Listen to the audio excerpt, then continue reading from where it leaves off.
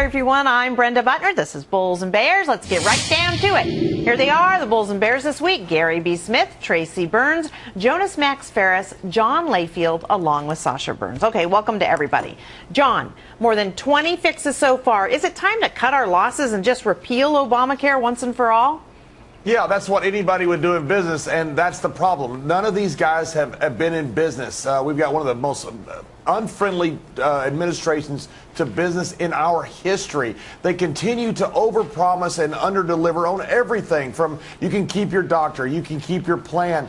We're going to have fewer people on January 1 of 2014 covered by insurance than were covered on 2013. President Obama says that millions have enrolled. 1 million has enrolled, actually. But if you count what the expanded Medicaid, which they're trying to pass on to the states, which they can't afford, there's a reason that 35 of 50 states have opted out of these government-run exchanges that are being passed down to the states.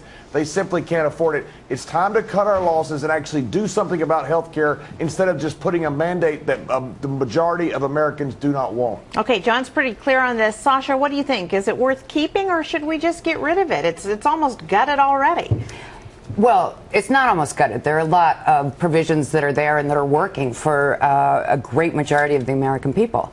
And the reality is, if we had a functioning government, then maybe delaying the individual mandate for a year might make sense. Unfortunately, when you have the political climate that we do, you don't have Congress and the administration working together, making technical corrections bills to change things that don't work.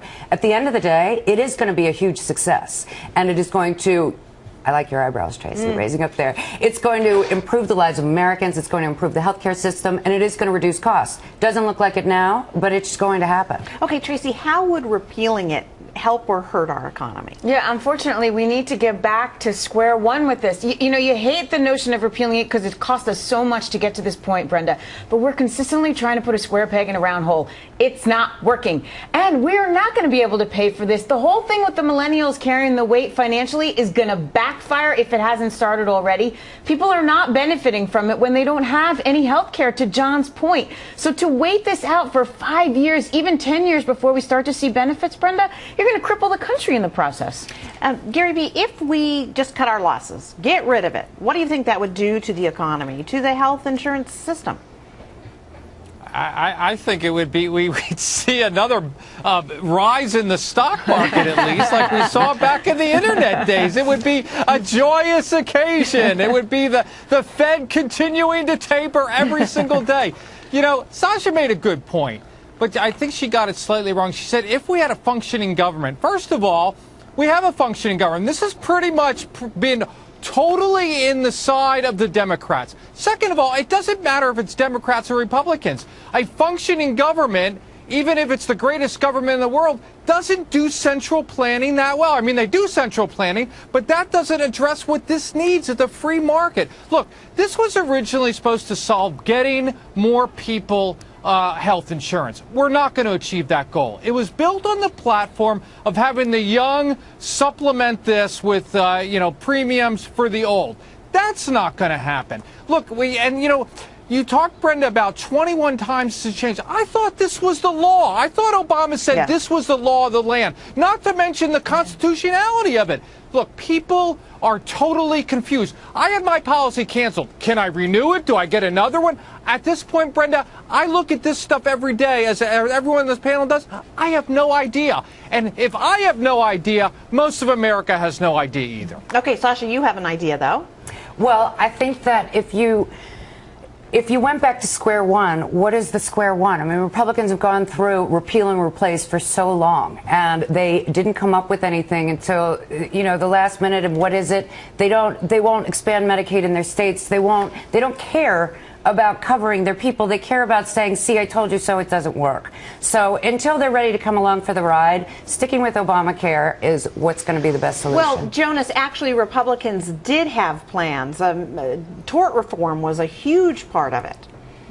Republican Mitt Romney had a pretty good health care plan for the state of Massachusetts. It actually works very well. It's similar, but there's subtle differences that maybe need to be fixed at the margins. I will say the individual mandate's the smartest thing about the plan. It was a cornerstone of the Mitt Romney plan. I don't know why that's getting pushed off. That's not the part that needs working, if anything. We talked about companies, what they would do if they made a mistake like this. So let's come back to that, because I just thought something. You know, when they launched New Coke, I think it was in the 80s, it was a bomb, right? The old Coke was better, so they had to pull it, and all the ads were in the garbage. They lost all that money. Because the classic Coke was better than New Coke. Is the old healthcare system better than this? I don't think so. There was a lot of problems with that haven't been resolved that if we go back to at great cost would not go away. The pre-existing conditions, all the people use it in an emergency room as their personal place to not pay bills for doctors.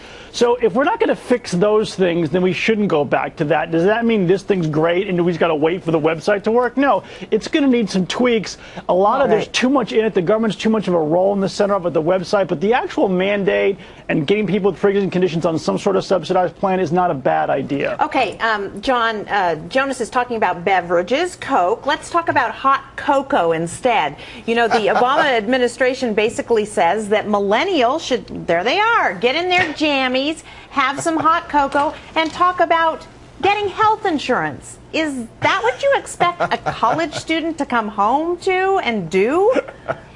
If my college student came home like that, he'd be thrown out of the house in those little footy pajamas. He looks like Ralphie from Christmas Story.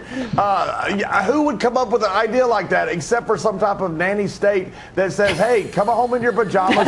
We're going to take care of you from cradle to grave. Look, I agree with Sasha 50%. She thinks the Republicans are all terrible. I think 100%, including the Democrats, are all terrible. We have no functionality going on in Washington, D.C., but to blame the Republicans, go ahead and blame George Bush, for goodness sakes.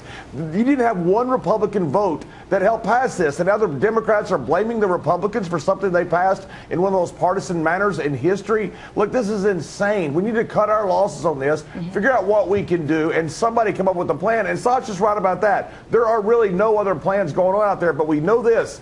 This isn't working. Well, Sasha, relating to the millennials, getting the millennials, the younger people to sign up is critical to the health insurance plan. Is this the way to bring them in, this kind of ad? The little onesies?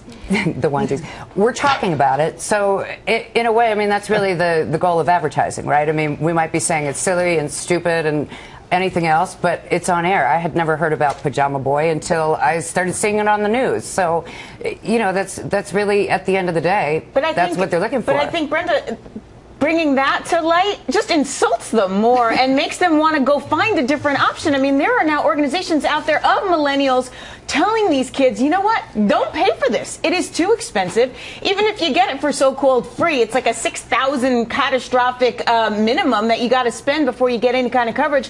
And there are groups out there helping these kids find other options, because this Obamacare thing, really expensive, and they don't want to carry the burden of their older folks. Okay, that's got to be the last word. Thanks, guys.